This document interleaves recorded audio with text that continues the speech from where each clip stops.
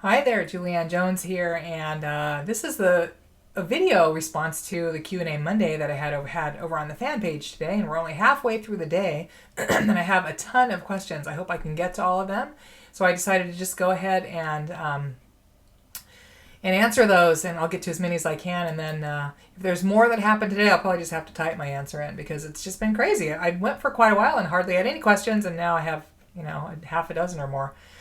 So let's start out with the first one from Jessica Covey Wanamaker. My question is, what's the best way to add more recruiting seeds to a party presentation? And what's the best way to get my hostesses thinking more about becoming consultants themselves? So question number one, I would say making sure that you're sharing from your heart what do you love about your job. Hopefully you have a recruiting commercial. I actually used a visual way to talk about what I loved about my job. So I had a bag with props in it, and I would pull the props out and talk about what they represented and why I loved my job. So that's always a great thing to do. You can certainly talk about if you're earning a trip for your company, you can talk about how excited you are to be going on that trip. Those are the types of seeds that I think work really well. As far as your host is concerned and recruiting your host, the biggest thing that you need to look at there is how duplicatable you are as a consultant, how duplicatable your presentation is, how duplicatable your load in and load out is. One of the things that I recommend is that you do your presentation using not much more than what comes in the starter kit as far as products. And that's a little controversial, but the reasoning for it is if you're telling someone, you can do this business with this starter kit, and then you show up with half the catalog and two or three trips from your car to make that happen, it doesn't look very duplicatable. And they might be thinking, well, if you can do this business with just what's in the starter kit, why isn't she? So just really think about your process and how duplicatable you are as you set up, load in, load out, and as you're doing your presentation. And also, obviously, make sure you're offering the opportunity to your host and letting her know that if she decides to start that day, that the the bookings you get from her party will become her bookings, and that'll help her start her business. Hopefully that helps. Thanks for the question, Jessica. Next question, Deborah Smart. One of my goals is recruiting. I have trouble when prospective recruits say, I don't think I can meet the quarterly minimums. They don't think that they can get enough parties and sales. So Deborah, my best answer to that is a really premature conversation to be having with someone who's just a prospect. So your focus with prospects really needs to be on how the business can change their lives, what's in it for them, all the outcomes for them. And if they're throwing up an objection like that, my best response would be to say, hey, let's talk about whether or not this business might be a good fit for you. And then I guarantee you, I'm going to support you and help you see how you can do the things you need to do in order to be successful. But if hopefully you're not leading that prospect conversation with, hey, I'd love to have you join, and here are the requirements if you decide you want to. It's very premature to have that conversation until they're really pretty much ready to say yes. Okay? So, and I'm not sure if you're doing that, but that would be my best advice. Okay? Ricky Peterson, are there any new ways to promote my party plan business? I'm finding people just don't want to host or attend home parties anymore. And then someone replied to that and said, I love this answer. The virtual world is killing direct sales, in my opinion. So I'm going to just tell you guys, I don't agree with that. Stephanie, I know that it can seem that way sometimes, but honestly, if you learn to use the virtual world, it can make a huge difference in your business in a positive way and have a really positive impact. You might consider virtual parties because everybody is online, and virtual parties are a great way to bring everyone together from different parts of the country or even the world and get them all together for one actual live virtual event. And if you've ever been to any of the free webinars I've done about the virtual party process, or you have my virtual party solution program, you know that I'm a big advocate for actually doing a live virtual presentation type party. And those are not that challenging to put together once you learn and you do a few. So if you can embrace the whole social media, virtual world, that would be great. But regarding your statement, I just don't think that people want to host or attend home parties anymore. I disagree with that. I think actually now it's more important than ever for that, because we're so plugged in, we're so busy, we're so overwhelmed, to have the opportunity to say, have a girls' night out. I throw 2 home parties a year, and they're always well attended. They're always really fun. People are excited to come and just relax and have an evening of girls' night out kind of sharing with me. So I think a lot of it has to do with the way that you frame it. And it's more than I can answer in the short time I have here, but there are a lot of great articles on my website about offering the opportunity for a party, how you make it all about the host and what's in it for them. And if you do that, they're going to be much more likely to say yes. When was the last time you got together with all your friends and had fun? Probably too long. I'd love to be able to come and provide that opportunity for you and spoil you and your friends with a really great opportunity, or a really great, experience. So, it's always a bit of a challenge to sort of overcome that home party stigma. But if you can frame it in a way that lets them know that this is really about an experience and a fun evening for them and their friends, it makes a big difference. So go on over to the website, and I'll post that below this video so that you can find some of those articles, because there's a lot of great input for you on how to frame your offer of the booking opportunity in a way that gets them to want to say yes. Okay. Deborah, smart. One of my goals is recruiting. I have trouble when prospective. Oh, excuse me. I already got that one. Sorry. Here we go. Stephanie, how do you reignite your passion for a business you love? I'm feeling like I've hit a plateau that's filled with quicksand. That's a pretty strong visual. So I think the best way to reignite your passion is to go back to the beginning. Why did you start? When I'm working with a coaching client and she says, I'm not feeling inspired, I'm in a rut, I'm stuck in quicksand, my first question is, talk to me about the moment you said yes. What was it that you saw in this business? What was it that you thought was going to happen that made you so excited about saying yes, or that had you say yes? And that gets you back to that core why, your why, of why you decided to do this in the first place. And when you do that, it reignites that old passion, those old feelings of optimism, the things that you hoped would happen. And obviously you have hindsight now and however many years that you've been doing this, but I find when you can get back to that why and remember, this is why I said yes, and then ask yourself, what would your life be like if I ripped your business out of it right now? You could no longer ever do this business. You had to walk away from it. No more parties, no more team, no more anything. How would that feel? And most of the time when I ask my clients that question, the answer is it would feel awful, I would be sad. So if that's the case, then what is it that you get out of it that you would miss? And so do a little self-coaching and see if you can't maybe, find your original passion and reignite that. That's always, I think, the best way. Shauna Cutliff, I am about to promote into leadership. Congratulations with my company. I'm so excited, but how do I balance my own business, my growing team of 20 or so, and my family? That's a great question, especially since, now all of a sudden you do have this other layer of supporting your team, making sure your personal business is still thriving, because that's important. And if it isn't, you're not going to continue to grow. And then making sure your family is also a priority. I would say make sure that you are really clear about what you need to do each week in every area of your business. My Get Organized and Take Back Your Life program actually defines 5 different areas in your business that are pretty much your activities are going to fall into. And I define those as administrative, host coaching, customer support, downline support, and the party presentation itself. Okay, so those 5 areas, if you look at everything you do in service of all those different areas, then it gives you the opportunity to say, okay, so these are all the things I need to do this week or in a week, and this is the amount of time I have to do it, so how am I going to fit all that in? And if you have a schedule where you actually lined that out, and it's the whole process that I go through in that program, but if you take the time to figure out your schedule, and you're doing when you're going to accomplish those things you need to get done, then you can step away from your business, and when you're not working, it's okay to not be working. The problem is if you have a lot of things to do and there's sort of this ongoing to-do list in your head, but you haven't really defined it out as a schedule, even when you're not working, there's a part of you that's saying you should be working, you need to answer that phone or get to that email, even if you're with your family and it's family time. So the more you can really specifically line out what your schedule is going to be, and even share that with your family. Stick a copy of your schedule up on the refrigerator, call a family meeting, let your family know these are the times that I'm working, this is my plan. If you catch me working when I'm not supposed to be in my office, you have my permission to tell me to stop. That does help. It's not always going to be perfect, and it's a constant dance for all of us, myself included, when we work from home, when we're self-employed, but hopefully those tips will help just a little bit.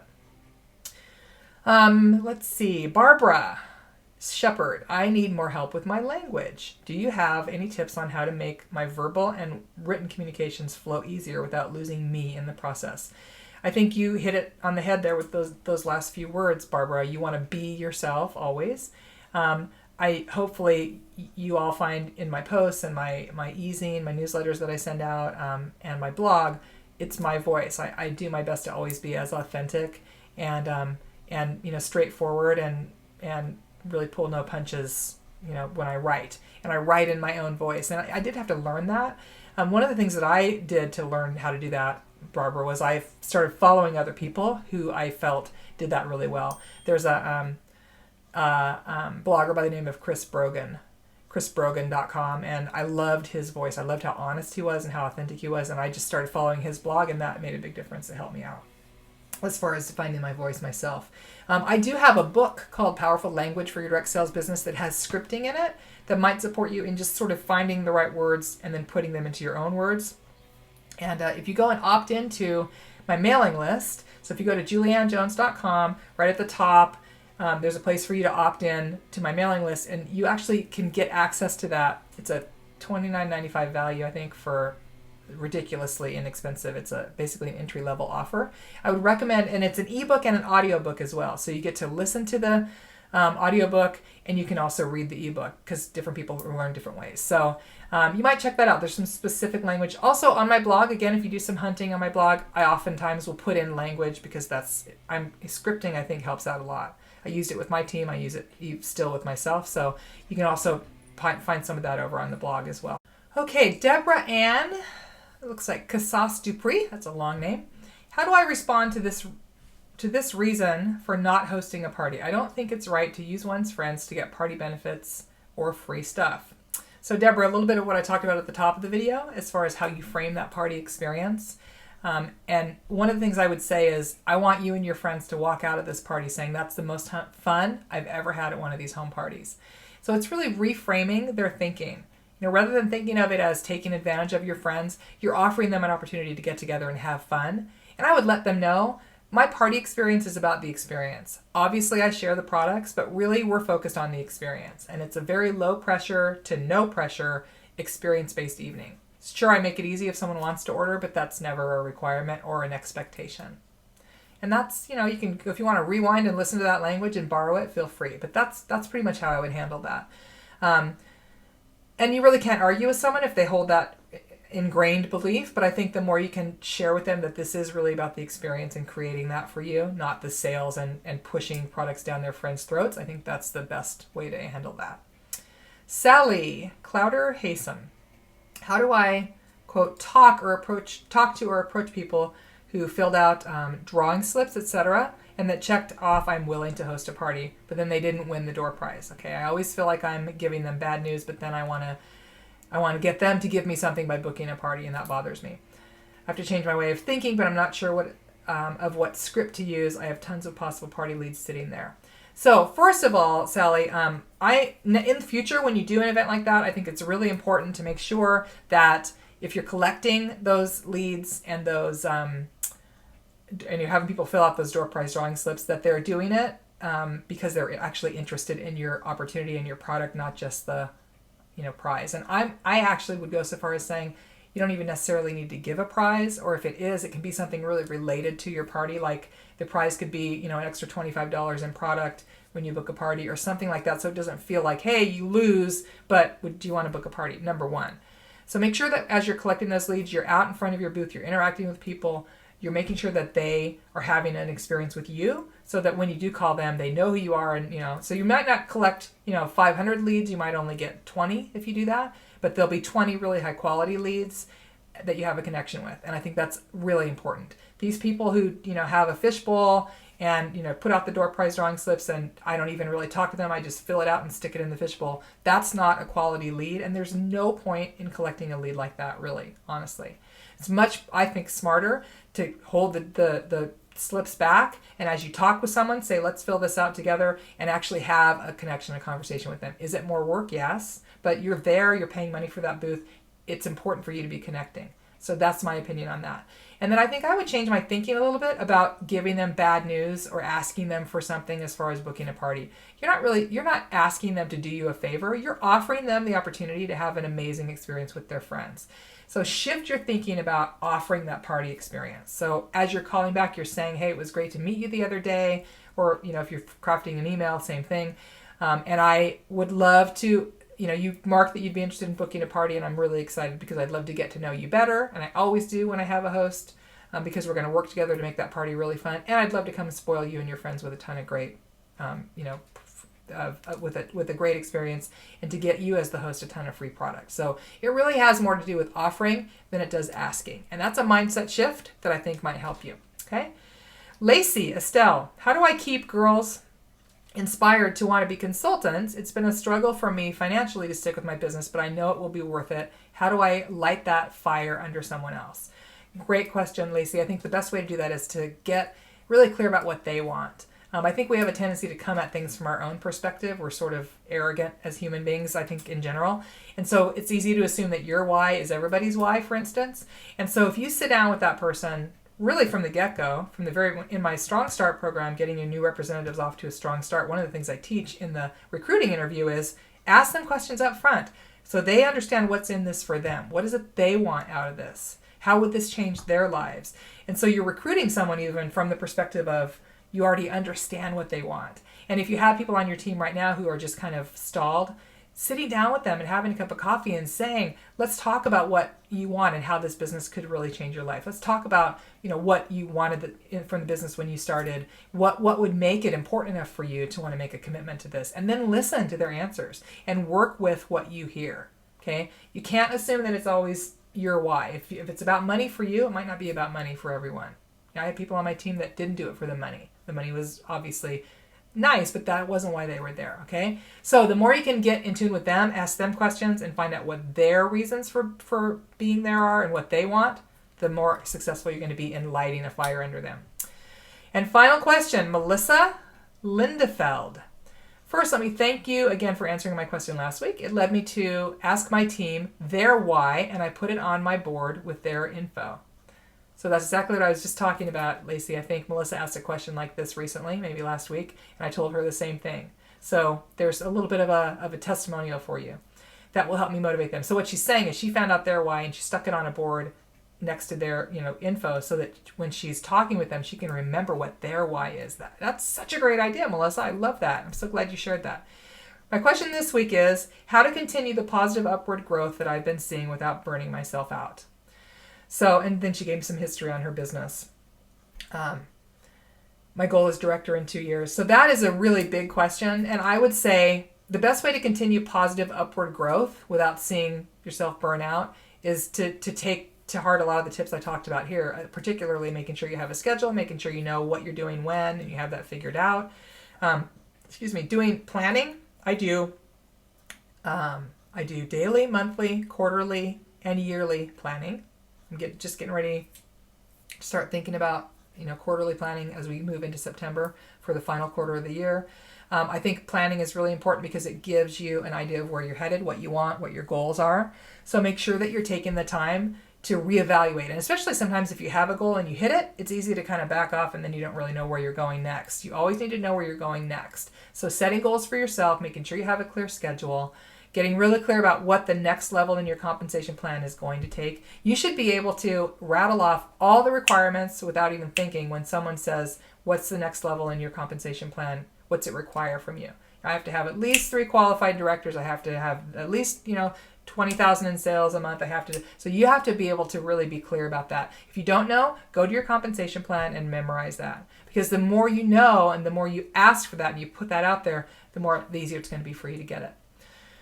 Whew, thank you guys so much for all these awesome questions this week. It's been super. I'm really excited to answer these for you. I love doing video Q&A Monday, and when I have enough questions, I do that. If I only have a few questions, I generally just type the answers. So keep these coming. Feel free to share this page. I would love it if you would do that so your friends all know where to find us.